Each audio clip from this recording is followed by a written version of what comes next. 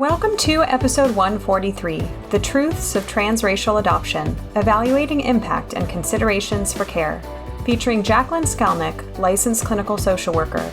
Make sure to subscribe to be alerted about future episodes by Clearly Clinical. Learn, grow, shine.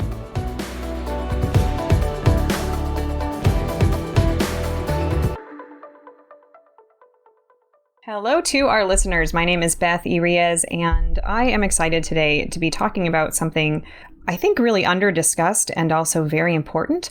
I am happy today to be joined by Jaclyn Skalnik. She is a licensed clinical social worker, and her specialization is transracial adoption. And so I asked her to be with us to discuss this and how this presents in therapy. So thank you, Jaclyn. I really appreciate it. Thank you for having me, Beth. So tell us a little bit more about you and how you came to have this really unique and special area of focus. Yeah, that is a good question. I feel like every day in my personal life and in my professional life, I learn more and more about the reasons why I came into this space. So I feel like so many of us feel some kind of pull into whatever area that we choose to be in. And when we have such a specialty or a niche, oftentimes there's some kind of a personal connection, right? And so for me, that connection was that I was adopted as an infant, transracially and internationally into a family into the Midwest. And going through my entire childhood and adolescence and even young adulthood, there's awareness that you're adopted and there's reminders that you're transracially adopted. But I feel like something was always missing. And so when I began to explore some of that on my first visit back to my home country, I realized that there was a significant need for people to acknowledge the challenges for transracially adopted families. That's the first step, is just acknowledging that there's challenges. I think our community and our culture celebrates the joys of adoption, and we should. But we also have to balance that out by recognizing that there would not be adoption without significant loss. And so, starting to learn a little bit more about that in my own journey, and then deciding that it was an area of academics that I really wanted to pursue, I ended up returning to college and pursuing a graduate degree in social work, which then led to me working for an agency in the actual process of adoption, which still didn't quite feel enough, Beth. So I was noticing more and more the need for post-adoption services. And so that led me to pursue licensing, and now being in practice for about 10 years, exclusively working with individuals that were adopted and their families. There's so much additional training. There's so much additional sensitivity, understanding basic terms like racism, systemic racism, privilege, all those things. I just feel, Beth, like so much of what I do is psychotherapy, but it's also psychoeducation. And so for me, that combination of being able to do both felt like a good fit for me professionally. Wonderful. Thank you for joining us to discuss this, because for you, it obviously hits very close to home. So there's so much that we can discuss in this particular topic, but why don't we start just by having you define what transracial adoption means and also kind of the history of transracial adoption? Yeah, absolutely. And I feel like the language that we use, especially, it's so culturally based, but it's also an evolving process. And right now, the word or the prefix of trans is something that's really being examined by lots of different communities at the same time. The term transracial is not indicative of an evolution of a person, more so the process by which a child, which is of race A, gets adopted by a family that happens to be race B. And so that process by which a child potentially loses their birth culture, birth experiences, language, etc., and then moves into another community, another culture, that is the transracial piece as it relates to race. There's also trans-ethnic adoption, transnational adoption, and some of these are a little bit overlapping, but basically I think what we're going to be talking about today is when a child of color predominantly is adopted by a white family or vice versa. And I'm curious if you know, I've heard it also called interracial adoption. Your preference is transracial. Can you speak a little bit about why that is? Yes, and I think for me, the definition, there's a difference for that in the sense that, for example, I identify racially as Asian. My husband is white. We consensually participate in an interracial marriage. So the consensual participation to me indicates interracial. Transracial, meaning this child didn't necessarily consent, ask for, or, have any control over coming into our families. Therefore, we still are a multiracial family, but the adoption itself is transracial because we're adopting across lines. Got it. Thank you. That's actually a really interesting answer, and I've never heard anybody answer it so clearly and cohesively. So thank you. So in terms of the development of transracial adoption in the United States, when did that process really start in history, and how has that evolved over time to see us where we are now? Yeah, and I think the answer to that cannot be answered in 1 hour. I think if we want to summarize, I'm going to pull pieces. So there's the historical references, there's the critical race theory, there's the evolution of the American people. I mean, there's so many different contributing factors to how or where transracial adoption started. It's always been happening. It's the legality or the formal institution of adoption that's been studied in probably the last, half a century or so has been the most relevant to what we're talking about. So in the United States, there are oftentimes in the 60s and 70s, there was a movement, if you will, post-war, et cetera, where there were women who found themselves pregnant that were not ready or wanting to parent. And oftentimes, if those children happened to be of a race other than white, those women faced different scrutiny than white pregnant women that were typically not married. And so the movement became so much that foster care started in process. Adoption domestically is what it's considered. And there was a whole movement of Black social workers who didn't feel it was the right choice to place Black babies into white families. That's, I think, what really brought this conversation to the forefront. And again, this is before social media and all those things. And so there's quite a lot of controversy, and there continues to be. I believe the biggest element that contributed towards transracial adoption beyond the Black-white racial lines is international adoption. And when international adoption started in South Korea, many of these children were Asian or Amerasian because their fathers biologically were U.S. military folks that were in Korea at the time. There were many women in Korea that found themselves pregnant, and those children started to emigrate via adoption to the United States. And that is really the birth of international adoption, which again is transracial because all these children are Asian or at least biracially Asian. And then it continued to other developing countries as an option or quote solution for their children versus institutionalization or orphanages. You're right. There's a lot here. We need much more than an hour to discuss. Right. But thank you for throwing that out there. So now that we've established basically here's what transracial adoption is, and here's kind of the very quick cliff notes on where we are now.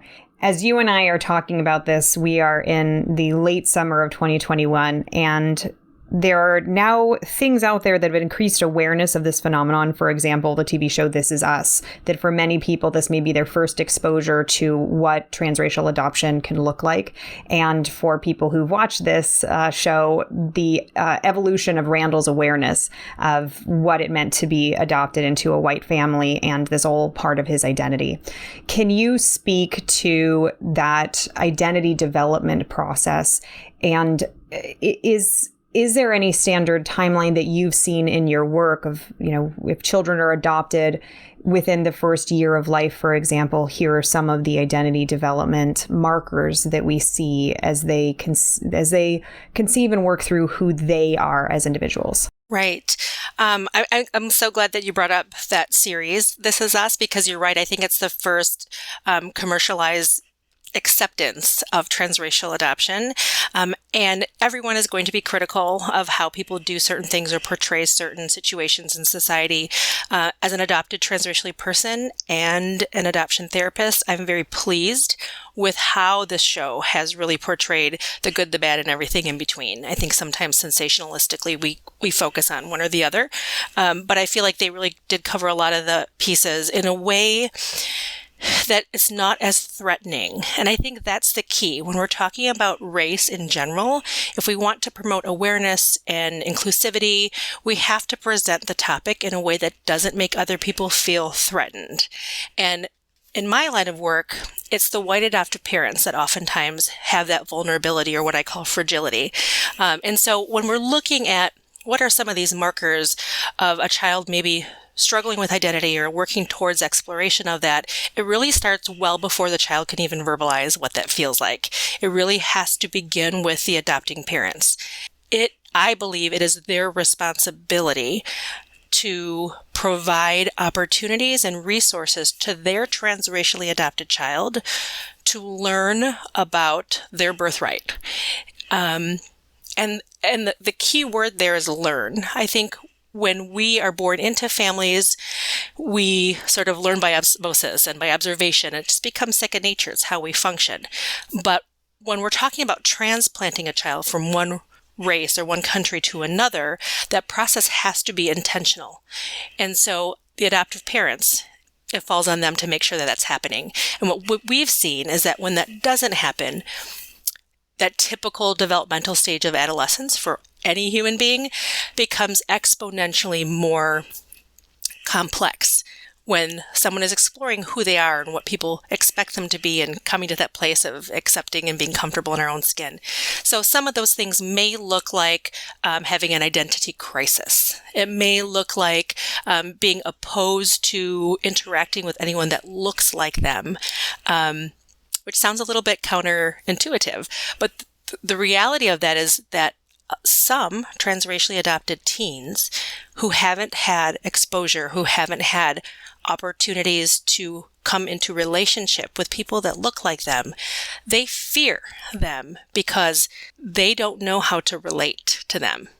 They fear that they're going to be imposter syndrome because they look like them, but they don't act like them. And so a lot of these things are stereotypes and generalizations of cultures and communities, but the reality is so many transracially adopted children are whitewashed. And what I mean by that is that they grow up under what I call this umbrella of adoptive white privilege that they have because they're with their white parents. They can go places that families of color may not go. They can afford certain things, etc. However, the moment that adopted person separates from their family or goes off to college or isn't in the presence of their white parents, they're no longer under that umbrella. They're just perceived by the rest of the world around them as, oh, there's that Black teen or there's that Latino young adult. And so some of these pieces really can be addressed so much earlier and more often than they're currently being addressed in adoptive homes. You brought up a point that I want to zoom in on a little bit, which was that element of white privilege. Adoption in and of itself tends to often be an expensive process and often an extensive process.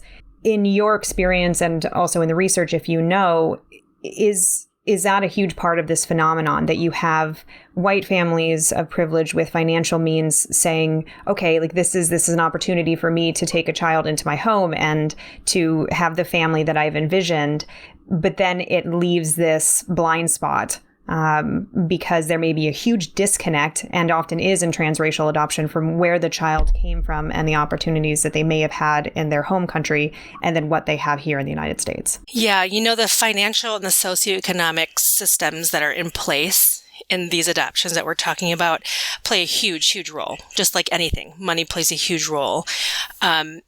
And so to sort of break this down, I think there's a couple different categories that I would want to respond with. The first is that, yes, generally speaking, and I'll, just in the United States, white Americans are among some of the most privileged community groups, right?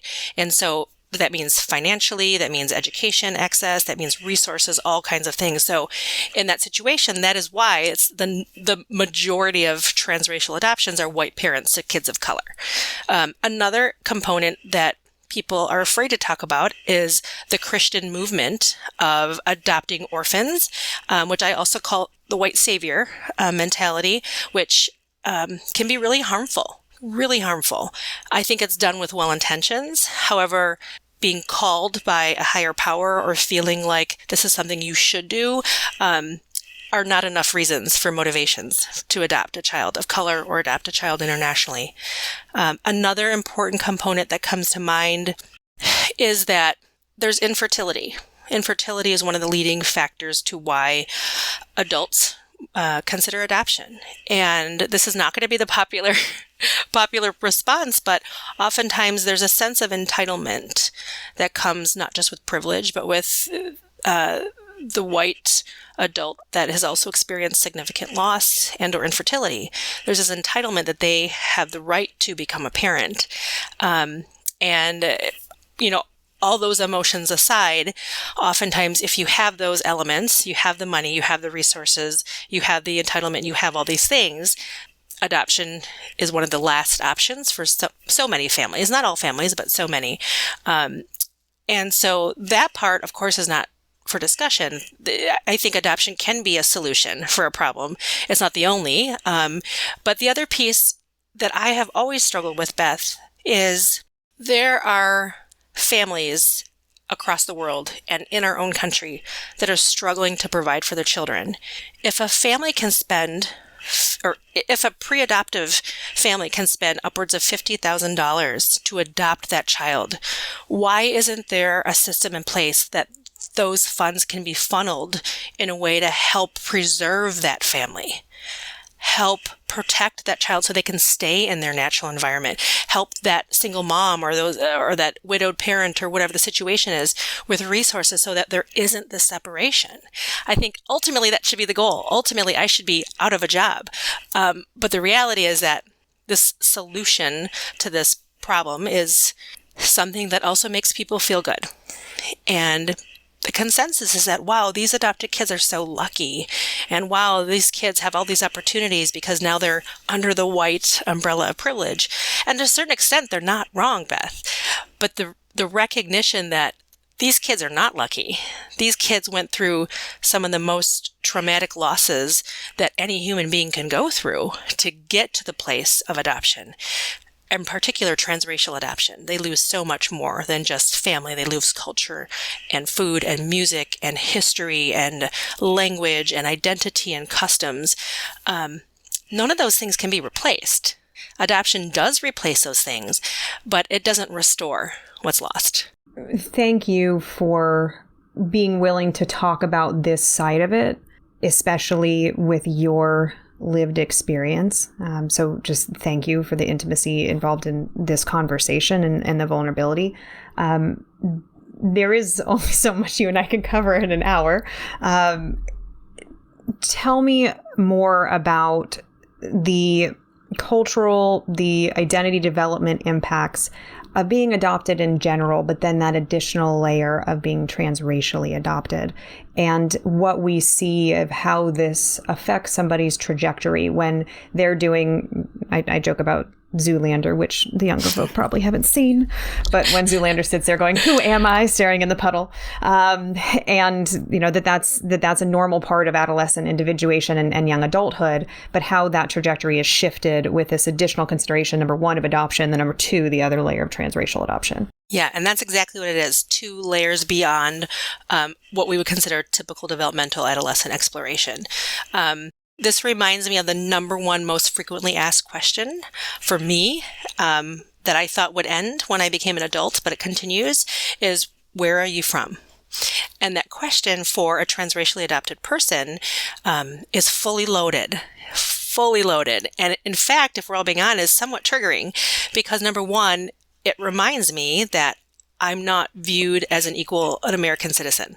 It reminds me that I am the perpetual immigrant. It reminds me that maybe people feel like I don't belong here. It could just mean someone's curious about where I'm from, but typically the white American is probably rarely asked that question. And we're all from somewhere. We're all immigrants, right? But I think for the transracially adopted person, and this is equal for Black or African American adoptees, Latino Hispanic adoptees, Native adoptees, Asian, it's for all of us. We all experience this. And I think that when it comes to the identity development piece, it's a privilege for non-adopted people to be able to stay in their families because they know where they're from. They know where they get their nose from. They know where they get certain mannerisms and the traditions that get passed along to them from their ancestors. And so when those people hit the adolescent stage of development, yes, they're still trying to figure out all these things, but they have this foundation. They have the basement level understanding of where they come from. Many adopted people who don't have historical reporting information or even names of, or even a confirmation of what city they were born in, let alone their ethnicity or race. There's no basement level to build these different levels of the home. And when that's not there, it's very difficult to build well. And I think that's the number one thing that adopted kids certainly lose through adoption. On top of that is the layer of race. So I'm not sure if that answers your question, but I think that might be a start. I think it absolutely is a start. I'm just going to call upon this because it's such a common reference in the current pop culture. So the story of Randall was that he was adopted essentially at birth, that he was left, I think, at the hospital or the fire station very soon after birth, and that this white family had lost one of their triplets during childbirth. And so here was this baby, and they said, we will take him home too. And that kind of sets the story. And for the TV show This Is Us, it's this bouncing retrospective of like current day to 30 years ago to 20 years ago to 3 years ago to all of these processes. And in this last season in 2020 and 2021, we see Randall really wrestle with this. And I appreciate what you said too, in the sensitivity of having these conversations. It's so difficult, particularly for white people, to talk about race, and we feel threatened. It's a whole separate conversation about white fragility and everything else. Right. And that there's this continuing conversation that is evolving between Randall and his white mother about the oversights of where she didn't facilitate that connection. In your work, how do you see those differences change the trajectory? So for the often white adoptive parent or parents, caregivers, to facilitate the connection to culture, race, family, versus to say, no, that was back there. We're going to focus on the here and now. How do you see that play out? We have to acknowledge, we don't have to relive, but we have to acknowledge the past in order to be comfortable in the present so we can confidently move forward. And for adopted individuals, that past part is so important because it's a mystery for many of us. And seeking answers isn't going to heal any adopted person from the trauma, but it certainly will help that person process the how and the whys and all those things. In one of the seasons of This Is Us, when Randall is exploring what college or university he's going to, his dad took him to an HBC, historically Black college. And there's this moment of exhalation and relief when he's there. And I just got goosebumps talking about it because I can relate, of just looking around and seeing people that mirrored him. And him being so excited for this opportunity to learn what it means to be, not how to be, but what it means to be a Black man in the United States. And I think that was such a powerful scene, yes, because of what Randall was going through, but also on the side, what his dad was going through. So to answer your question, Beth, the first step that white adoptive parents need to do is they need to recognize that transracially adopted kids do need specialized parenting. Number 2, white adoptive parents need to acknowledge their discomfort around race. Number 3, white adoptive parents need to work towards becoming an anti-racist parent, not just in their home, not just for their child, but for all children. And I could go on with this list, many, many points, but I think those are some of the most important for white adoptive parents to just get to the place where they can start doing things. And I work with families who skip 1 through 3, but once a year on their child's adoption day, they order Chinese takeout for their Vietnamese adopted child. And that's supposed to be enough. Number 1, it's the wrong ethnicity and wrong culture. And number 2, that's not enough. Culture is more than just food and having a pretty fan on your wall that symbolizes Asian modern decoration. It's about parents getting dirty. It's about parents being willing to go to this church across town where the majority of that community looks like their child, not just for racial mirroring, but for the opportunity, the human opportunity to form genuine relationships.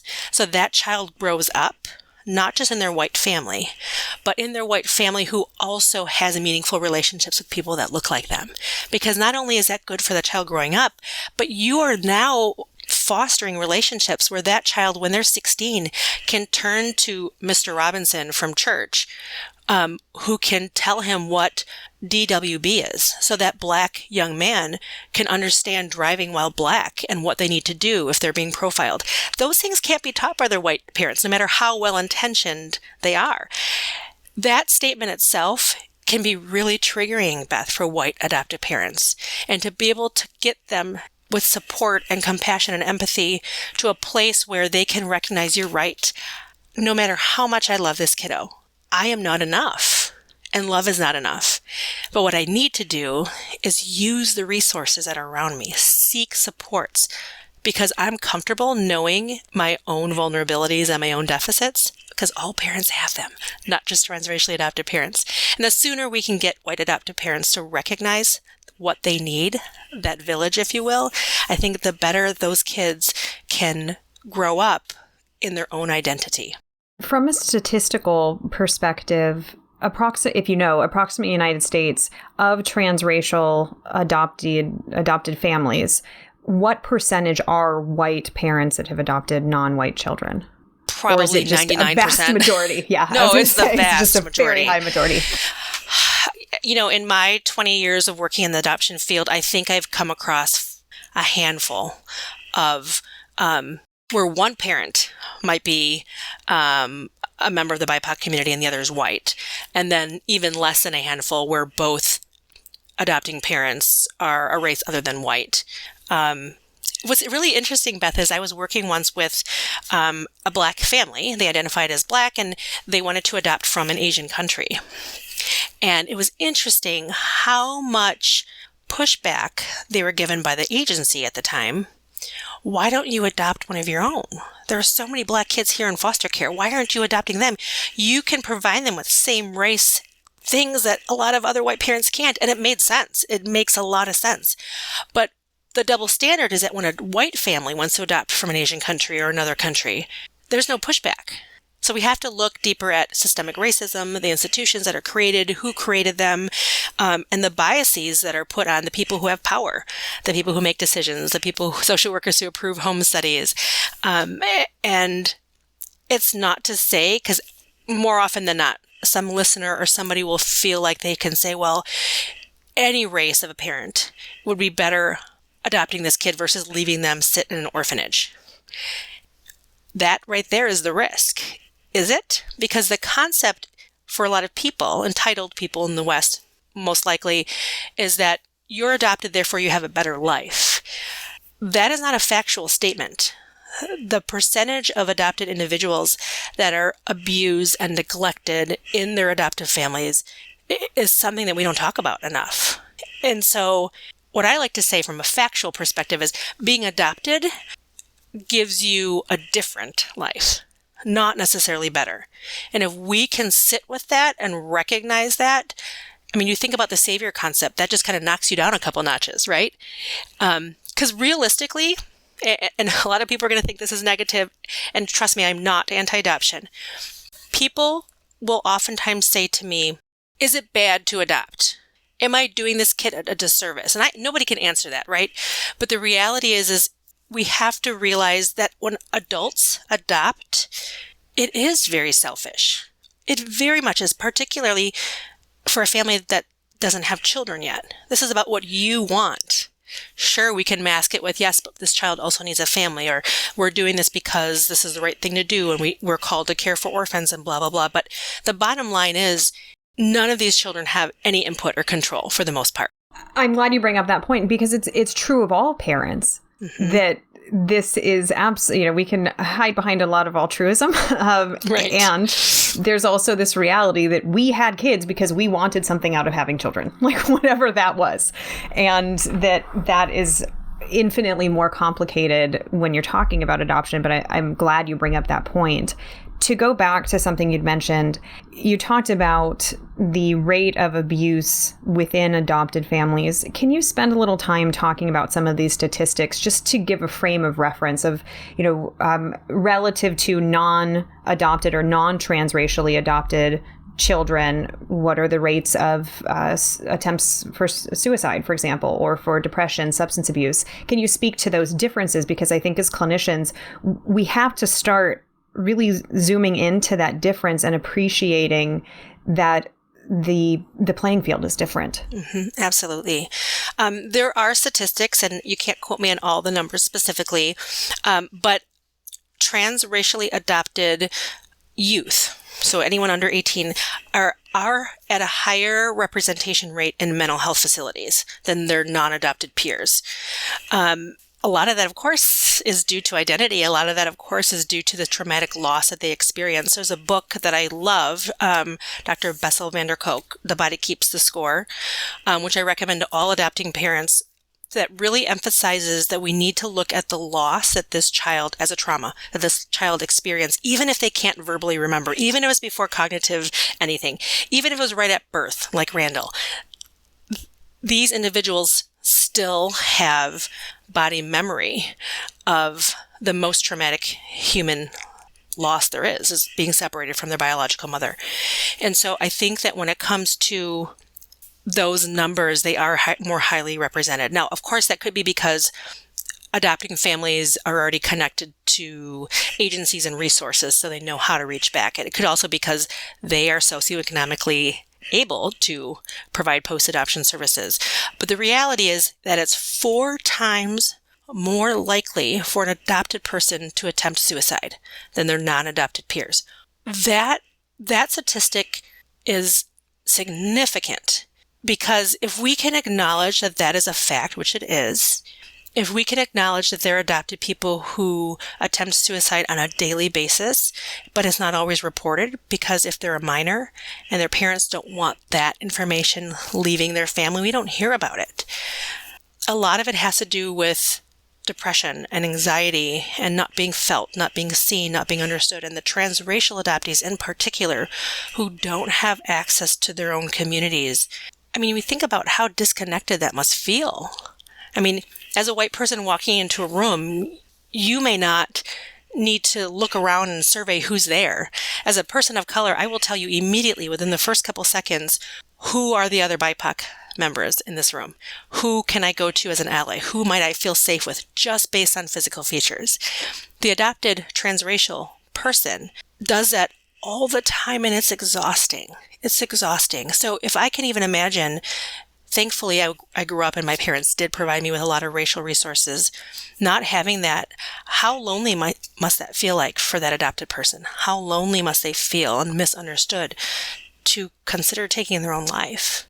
Thank you. I know this is the dark turn in our interview, but also a critical part of this process, because if we're seeing these children or adult children or families on our couches, we have to keep this part in mind as just an inherent risk factor. Yes. And as somebody who works predominantly with the queer community, it's the same thing. And you and I talked before we were recording about my own work with transracial adoptees, having worked in the Los Angeles area and seen, the very phenomena that you're discussing. I'm curious, in a perfect world, if you have a transracial adoption with white parents, let's say, those parents, as you said, are getting dirty and are leaning into that awareness of privilege and the discomfort and working through their emotions and vulnerabilities, and also creating opportunities for that child to connect to their culture and ethnicity and, infinite factors about identity development. I'm curious, I have seen that happen myself clinically, and I have seen the opposite happen, where the white family says, nope, we're not going to talk about it. Don't bring it up with the child in therapy. Just nope, that door's closed, and I'm positive it has no impact. I'm curious, how do you address that? Very sensitively. Very sensitively. On the inside, Beth, I'm screaming and wanting to shake these parents to say, what is it about this step that is triggering to you that as a parent, you're not willing to do whatever it takes to promote well-being for your child. On the outside, I do want to show compassion and empathy because I feel like with a little bit of psychoeducation, most parents can get to a place of at least accepting, hey, this might be something I should explore. There are quite a few white adoptive parents that are resistant to this. And when I encourage them to dig deeper within themselves, right? The problem is not the child. When they dig deeper, it becomes about their own vulnerabilities. More often than not, they don't recognize that racism exists. They don't believe in white privilege. Because if you do, it's almost impossible to realize that our kids need these things. And this is where it falls to the responsibility of adoption agencies. There are agencies who require what's called pre-adoption training and education. And I believe it's 2 to 3 hours of transracial training. That is it. 2 to 3 hours. What can we learn in 2 to 3 hours? Well, that opportunity. I don't know. People are learning a lot in an hour. I'm kidding. I'm totally kidding. Keep going. You're right. It's a good start. But the families that have been resistant about this, it's really about their discomfort. It's about their disconnect. It's really about their saviorism, that if I love this kid enough, because without me, they'd be on the streets. If I provide these things for my child, like their gratitude should not look like them wanting to find out where they're from. It should be about assimilating and wanting to be a part of our family. That's some of the ugly stuff. Now, I want to say that that's the minority of white adoptive parents. I would say that's at least half. And we're not in the 1970s right now. These are current families that are struggling with this. I actually have seen just about the same statistic in my work. So that's interesting that you're on the other side of the country and you're seeing exactly the same phenomenon. There's so many directions that we can go. From a clinical perspective, let's pretend you have one of those families that have not leaned into the messy parts and to the discomfort. How do you, obviously psychoeducation, I'm guessing you meet alone with the caregiver or caregivers and do that side of it. How do you bring this up with the child, and how does that also change based on the child's developmental level in integrating this into your work? I know that and I can only offer this comparison, but in my work with the queer community, that there's a lot more to somebody than just their queer identity. So I'm curious how you integrate and kind of let this nuance be part of the room, but not the only thing in the room, yes, unless that's what the client wants to do. Yeah. And I do appreciate some of the comparisons to the queer population, because I think we can name any number of disenfranchised community members. And what we're all looking for is the same thing. We're looking for acceptance. We're looking to be included, right? So, in the last 10 years, it's diversity, diversity, diversity, but it should be diversity and inclusion that we're fighting for. And so if we're pretending we're in my office and I'm sitting with this family and they're at that point where they just aren't willing to recognize, number one, I'll have to say that a lot of the families that come to me, which are all voluntary, are pretty self-selective. They see a picture of me on my website. They see my bio. I'm very upfront about who I am, what I believe in terms of anti-racist parenting, and what I can provide for families. So I will say that if that's not for you, unfortunately, I lose those families and they go elsewhere. One of the benefits that I can find is that oftentimes a child of color sitting in my office or playing with my dollhouse, all they need that first session is to see me. We don't even have to talk about adoption. We don't even have to talk about what it's like to be the only fill in the blank in class. I see this look from kids during first sessions, and I know what they're feeling because I was once that child that was looking for someone who could get it, who can see me, who could feel me, who could hear me, that maybe even looked like me. And what I found is it's not just the Asian adopted kids, it's the Black kids, it's the Latino kids, it's all the disenfranchised racial groups. For some of these kids, Beth, this is the first time they're meeting a real person of color in real life. Like, oh, I've seen you on TV, or oh, I this. And just that alone. And what's interesting is that I don't have to do much work those first couple sessions, because those kids can verbalize to their parents what that meeting felt like for them. Of course, that only gets us so far. On top of it, there's a number of training opportunities to become an adoption-informed clinician that I would recommend to anyone who is already working with this population or who plans to work with the population. It's a different skill set. It's a different level of understanding. It's like my son who has a heart defect. I'm not going to take him to just his regular pediatrician. I'm going to find the best damn cardiologist for him.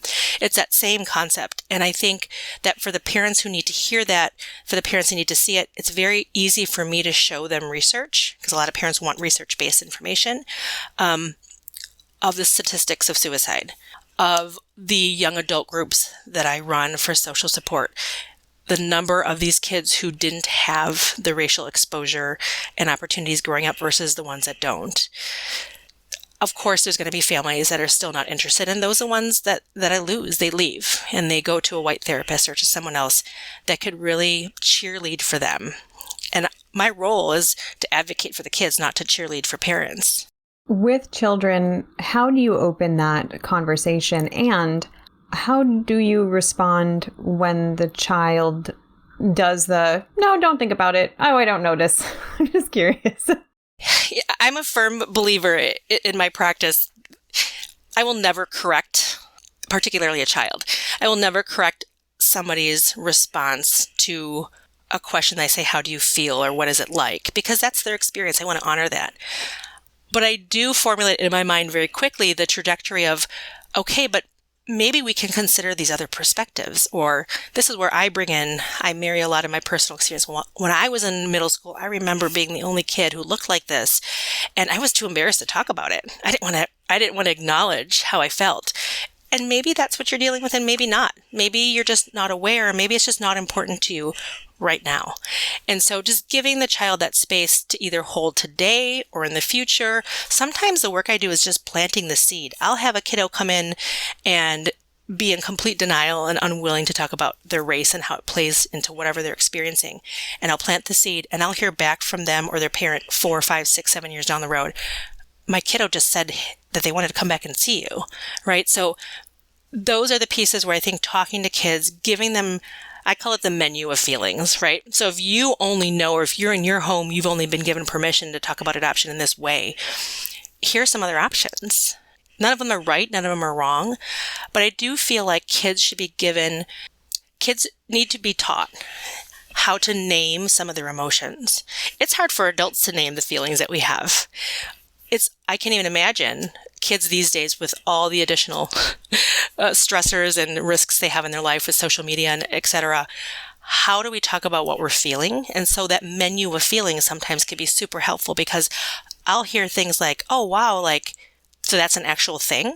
Like when I feel like somebody's staring at me, it could be because they're trying to figure out why I'm with these white people, right? So if that hasn't been introduced to them, if that hasn't been put out as an option, these kids, A, don't know that it's okay to feel like that, and B, don't know how to name it. One of the points you brought up earlier was that idea, sometimes from white parents, of not feeling seen or heard or appreciated, and that discussing these things is kind of a violation of their identity, of their family formation, if you will. I can imagine for adopted children, for transracially adopted children in particular, that talking about it then outside of that family system, when they're peeled away from it, feels like an inherent violation. Like, we don't talk about that. I'm supposed to be fine. I'm good. And the importance then of the clinician really making space and, like you said, planting the seed.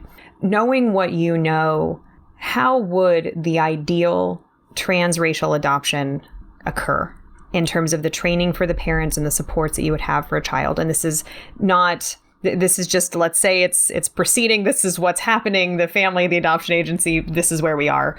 What's the perfect world of how this would play out to help that child feel seen and heard and a part of their multiple communities? So even though I know you sort of put that disclaimer out there, I still feel like I have to say there is no perfect world for transracial adoption. There is no perfect world for adoption. If we're willing to see that this is the next best option, here's what that would look like. I can certainly answer that part of it, Beth. I feel like before a family is even in the trajectory for having a placement of a child, particularly a child of color, the work that they need to do as an individual, I believe, just like people feel like you have to have premarital counseling if you're going to get married, you should have pre-parenting counseling. Because here's the thing, the most important piece in adoption, particularly transracial when we don't look like our family, is the attachment piece. So all of us as adults have our own attachment style, and that came from how we were raised. And for all the pre-adopting parents, my guess is the majority have experienced some kind of trauma or significant loss or abuse or something in their own family, in their own upbringing. And if they haven't processed that, when they contribute to either their partner or their child, that generational trauma gets passed to our adopted kids. That lack of healthy attachment gets passed to our adopted kids. And I feel like if we can get any parent, but primarily white adopted parents with kids of color, to recognize the work that they need to do on themselves to get right first, I think we would eliminate so many of our challenges. So that would be the first thing. I think the second thing is they need to do the work. So in areas that they can control, yes, if you live in a predominantly white community, should you really be adopting a kid of color? So either don't, I am that person who tells people that, don't, or move to a place. And if you don't or can't or won't, why is that? Is it because you're uncomfortable? Is it because logistically you're not willing to do it? Because the reality is that statistics show the radius of over an hour away from big cities and more densely diverse populated areas. That is where a lot of these white adoptive families have kids that are struggling. And if you can't move, commit to driving the hour into the city once a month to have your child's hair done by people who look like them so they can sit in community. And maybe you even sit for that 5-hour block where you're the only white person and you experience for that short amount of time what it feels like to be the other. And so those experiences, I feel like parents have to do that kind of work. They need to find resources. Here's a simple one, Beth. When you're researching, because we all do this, a pediatrician for our kids, if you could find a pediatrician that is the same race as your child, or at least just not a white pediatrician, why not? Somebody once in a training said, that's racist. Like, you can't tell people to do. And I said to her, well, when you were researching to pick out your OBGYN, did you have a preference for a female? And she happened to. So is that sexist? Or is that just because it's your preference and it's what makes you most comfortable? And so in that situation, if we can find another adult role model that also happens to be a great pediatrician that has all the same skills and achievements as the next doctor, why not plop that person into our child's life? So that's just one example. But I feel like that kind of work is what all this work needs to be done before they get kids in their home.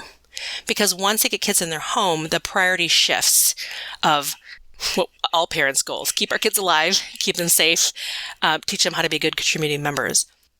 But if we don't get that first part first, and then we get caught up in the sweep of just being parents, our kids are going to come out as teens and we're going to lose sight of the fact of what we need to do for these kids, which is in addition to regular parenting. I, as a parent of interracial children, or transracial, depending on how you want to frame it, I can relate to that phenomenon of consideration about where we're living and where our children are going to encounter children who look like them, who have similar cultural backgrounds and values. Or even if there aren't kids that look like them, they're kids that are not just white. And so that awareness of going to tour schools and looking at the cubbies and the pictures going, oh, okay, like there are shades here.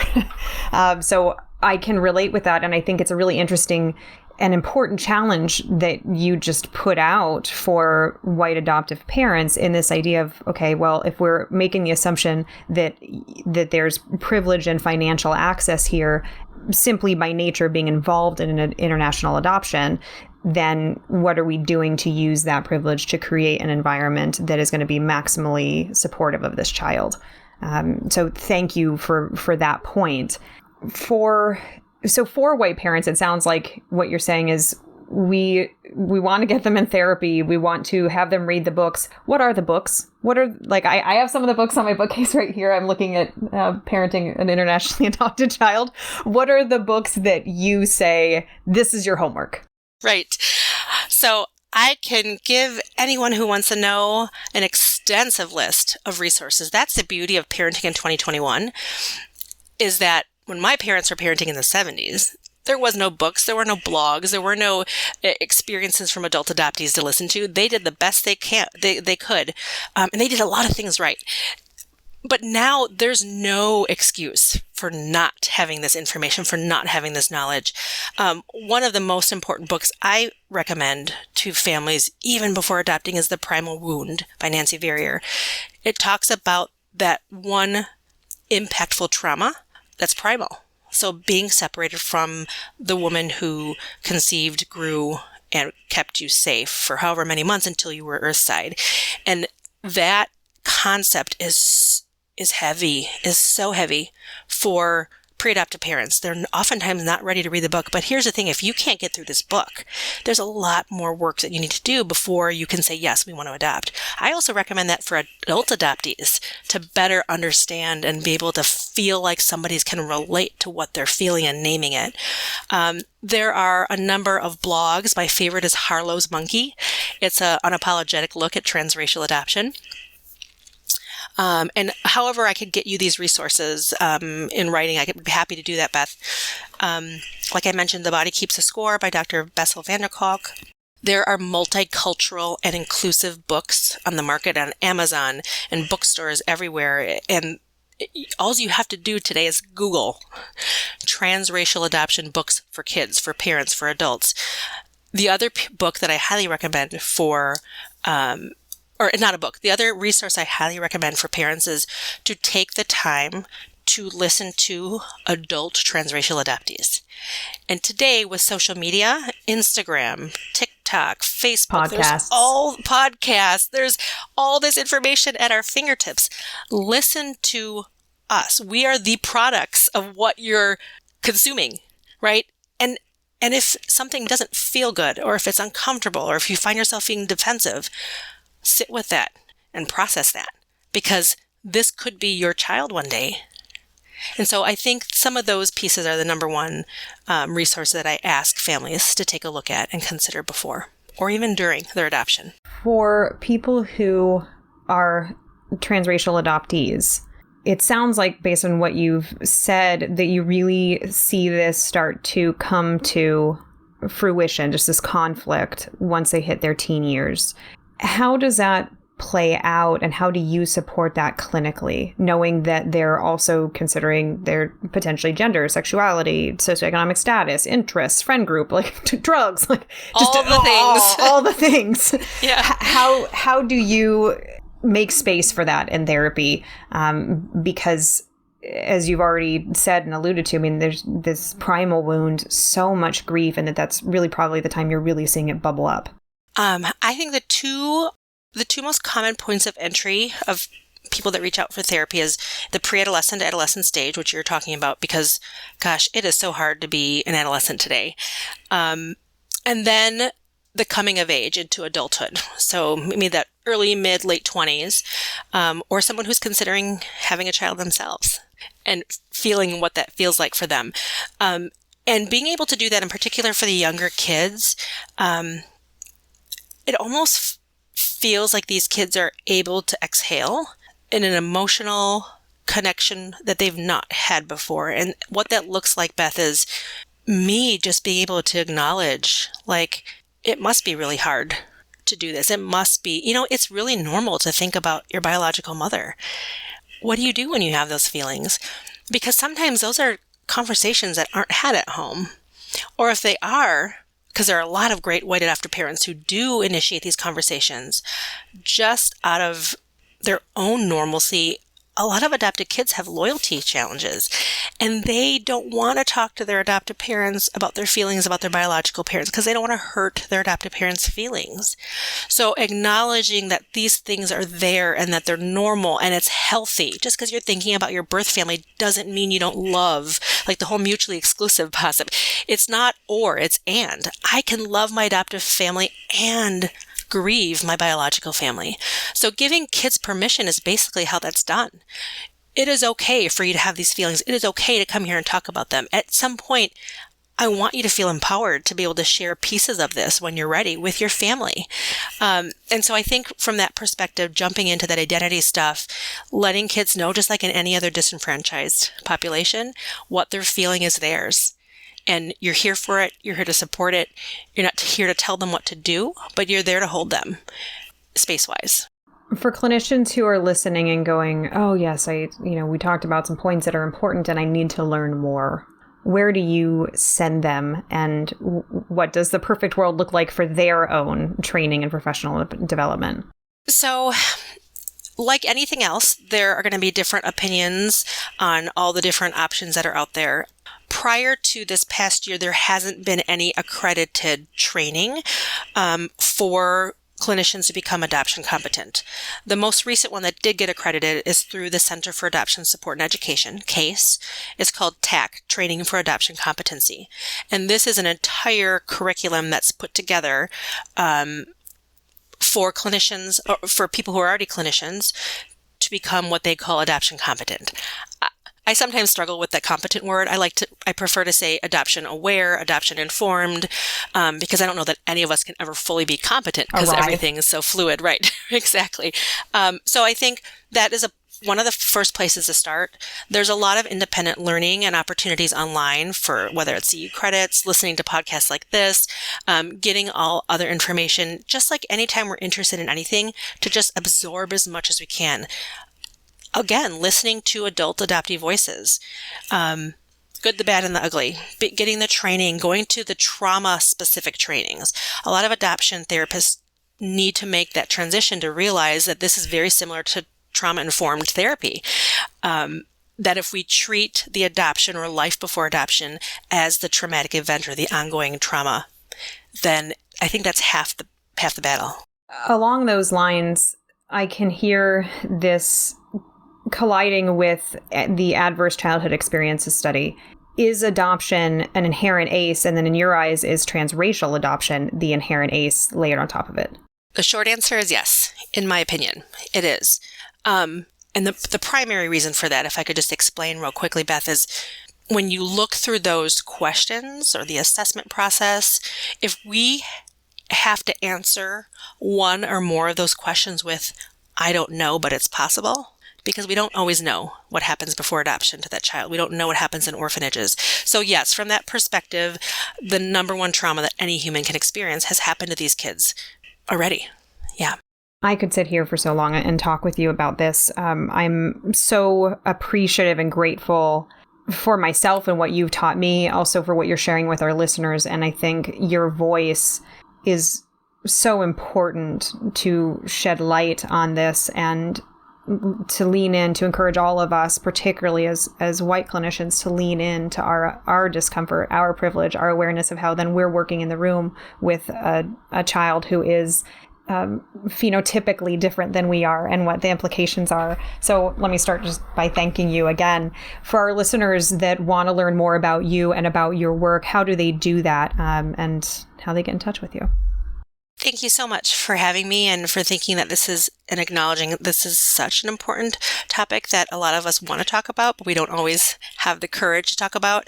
One of the most important things that I hear from a child or an adolescent or a young adult or a family when they come to me, if I see that they have a history on intake of previously being in therapy, I'll ask them, well, what worked and what didn't work? The majority of the time, it's the child telling me that therapist was just like other therapists. And when I dig down deeper, what that means is if they are not adoption sensitive, when a child is finally at the place where they can share their fears and talk about rejection and that fear of abandonment and et cetera, identity, and they're met with their therapist telling them, oh, but you have such a great family, or you're so lucky that, you didn't have to stay in that orphanage, or, oh my gosh, you have these amazing opportunities. That toxic positivity is so harmful. It's gaslighting our kids to the max. So for people to learn more information about adoption wellness or myself, our website is adoptionwellness.com. We're on social media, Facebook as Adoption Wellness, Instagram as @the Transracial Adoptee Therapist. When you link to me, especially on IG, there are so many other followers of adult adoptees and clinicians that you can just sort of dip your toe in, check it out, think about it. We are such in a significant need for adoption-informed clinicians. All the ones that I know, we have waiting lists. And so what happens to these kids in the meantime?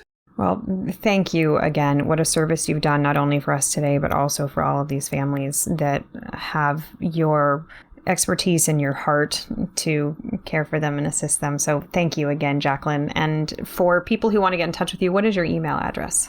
My email is Jaclyn, my first name, Jaclyn, at adoptionwellness.com. And if I can't help you, I will do my best to connect you with someone who can. Wonderful. Thank you again, Jaclyn. I really appreciate it. Thank you, Beth. You've just finished listening to another exclusive Continuing Ed podcast by Clearly Clinical. If you like what you just heard and you need Continuing Ed credits, please visit us at clearlyclinical.com to check out our one-year membership, where you'll have access to our growing library of Continuing Ed podcast courses. Clearly Clinical, where our goal is to help you learn, grow, and shine.